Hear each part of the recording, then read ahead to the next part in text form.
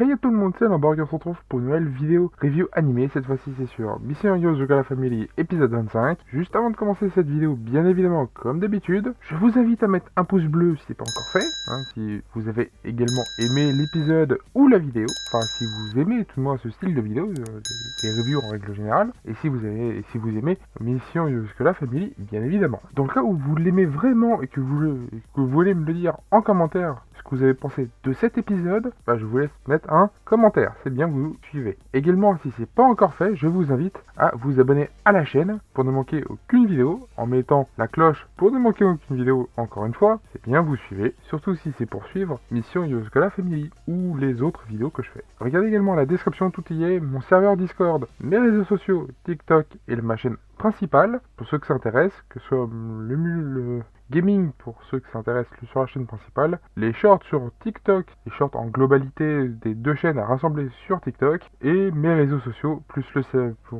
mon serveur Discord, pour me suivre plus facilement. Sur ce, on peut commencer cette review qui risque d'être assez courte, en tout cas plus qu'avec un certain criminel fiançailles. Enfin bref, je vais découper cette review en deux parties. Pourquoi ?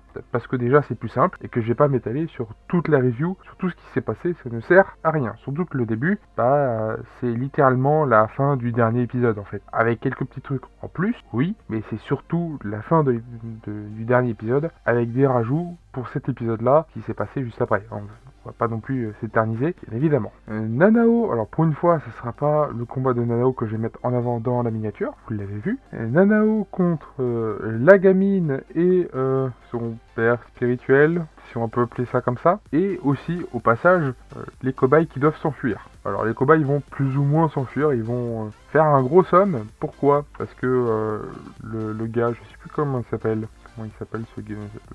le gars qui s'occupe de la gamine, il va tout simplement faire en sorte de les faire dormir pour qu'ils arrêtent s'échapper, tout simplement. Nanao va, en gros, il va réussir à, non seulement avec sa floraison, à absorber tout le gaz soporifique, première chose. Ensuite, à terrasser grâce, encore une fois, à sa floraison, le gars qui s'occupe de la gamine, et il va se faire sauver aussi par les deux, le taciturne et le mec un peu trop enjoué à mon goût. Il va se faire sauver par ces deux-là. Parce qu'il peut pas s'occuper de deux personnes en même temps. Au bout d'un moment, lui ainsi que toute sa famille ont beau être tous très forts, il y a une limite. Il y a une limite physique. Au bout d'un moment, il peut pas s'occuper de tout et avoir les yeux partout. Donc, les deux autres gars vont s'occuper de la gamine. Mais, oui, il y a un mais, la gamine risque de mourir. C'est très chouette. Super ambiance. Je sais. Comme d'habitude avec moi, en fait.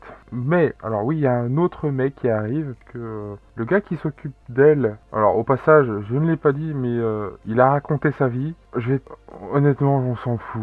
Je m'en branle complet. J'en ai strictement rien à carrer de sa vie. Pour ceci étant dit, et on va résumer ça en une seule phrase, il aime pas la société parce que la société a tué sa famille, en gros. Et étant très colère, du coup, donc virgule, étant très colère, il a décidé de se venger. C'est à peu près ça, finalement. Oui, j'ai raccourci son histoire parce que, je vous l'ai dit, je m'en fous. Enfin bref, je l'ai dit, le passé de la gamine n'est pas forcément plus reluisant, au cas où. Elle se faisait battre. D'où le fait que quand il mettait sa main sur sa tête, qui est généralement, pour la plupart du temps, les enfants apprécient ce geste. C'est un témoignage d'affection. Pour elle, c'est un témoignage de peur absolue. Voilà. Donc le gars qui s'en occupe va se sacrifier complètement, littéralement, il va mourir de ça, il va en mourir tout du moins, puisque il va faire en sorte de sauver la gamine qui, elle, risque aussi de mourir, tout simplement, parce que elle ressemble à sa fille. Alors c'est pas sa fille, calmez-vous, sa fille est morte, avec la mère du coup, donc sa femme, mais étant donné que elle ressemble à sa fille, voilà pourquoi il s'est décidé de s'occuper d'elle. Et d'ailleurs, il fera promettre à Nanao de la ramener vers la lumière, donc en gros, de la sauver, en fait, en globalité. Je résume parce que sinon demain on y est encore, mais en gros c'est à peu près ça. Chose qui réussira, alors lui forcément il en mourra, paraît évident. Après, rappelez-vous d'un certain alchimiste, voilà, avec ça vous devriez comprendre. À côté de ça, Shion va réussir à déconnecter la détonation que l'autre vieux, vous allez comprendre pourquoi je dis ça juste après, a, parce qu'en gros...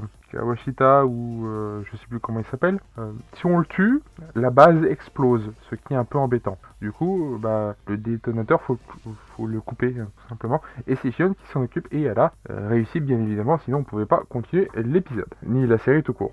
Parce que sinon, fait boum Lille. Pour ceux qui auront la ref, tant mieux. Mettez-le en commentaire. Donc une fois que ça c'est fait, il y a un petit problème. Taiyo l'attaque, jusqu'à là il n'y a pas trop de soucis. Bon, il va pas réussir à vraiment l'atteindre. Le grand frère qui est juste à côté de Taiyo, enfin juste derrière, puisque lui il est devant, il est au contact de machin là, il va premièrement lui couper le bras et deuxièmement le décapiter. Bon, là aussi il y a un problème, et le mec est conséquent, il se régénère vite, très vite, il se régénère au point où sa tête et le reste de son corps se rattachent. Pareil pour son bras découpé d'ailleurs, enfin son bout de bras découpé. Il y a un autre problème, ses yeux, vous l'avez vu dans la miniature, ses yeux c'est les mêmes yeux que la famille Yosakura quand ils sont en floraison. Voilà.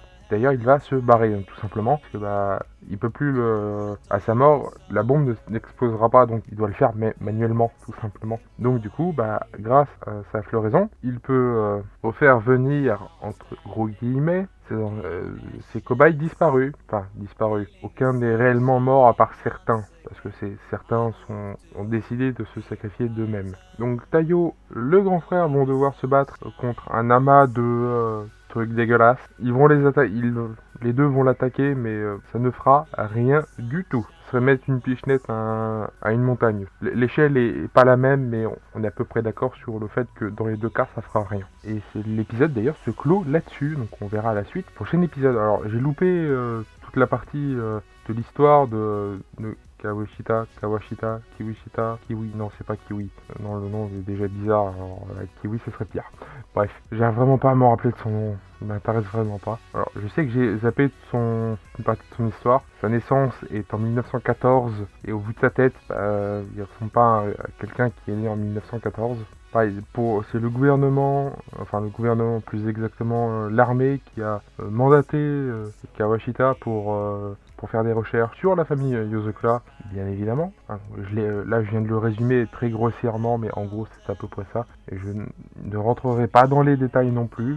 Donc voilà en gros ce qu'il s'est passé pendant cet épisode. Et j'attends du coup la suite avec impatience parce que j'arrive pas à m'en rappeler en fait. Donc je suis pas sûr de l'avoir lu ce passage-là. Ou si je l'ai lu, je ne m'en rappelle absolument pas. Ce qui fait donc j'en avais vraiment rien à foutre en fait. Enfin bref, peu importe, ceci est un détail. Je suis en revanche là, je suis pressé de voir la suite. Donc on verra bien pour la semaine prochaine, bien évidemment. Donc sur ce, tout ce que je peux rajouter à ça, si vous avez aimé l'épisode ou la review, vous pouvez toujours laisser un pouce bleu. Dans le cas où si vous voulez dire quelque chose sur l'épisode ou sur la review en tant que telle, les commentaires sont là, bien évidemment. Si c'est pas encore fait, je vous conseille de vous abonner à la chaîne en mettant la cloche sur toute pour ne manquer aucune vidéo. Ça vous aidera, j'en suis sûr, surtout si vous aimez ce format. Regardez également la description, tout y est. Mon serveur Discord, mes réseaux sociaux, TikTok et ma chaîne principale pour les intéressés. Sur ce, c'était Limborg. À une prochaine vidéo. À plus monde. Bye bye.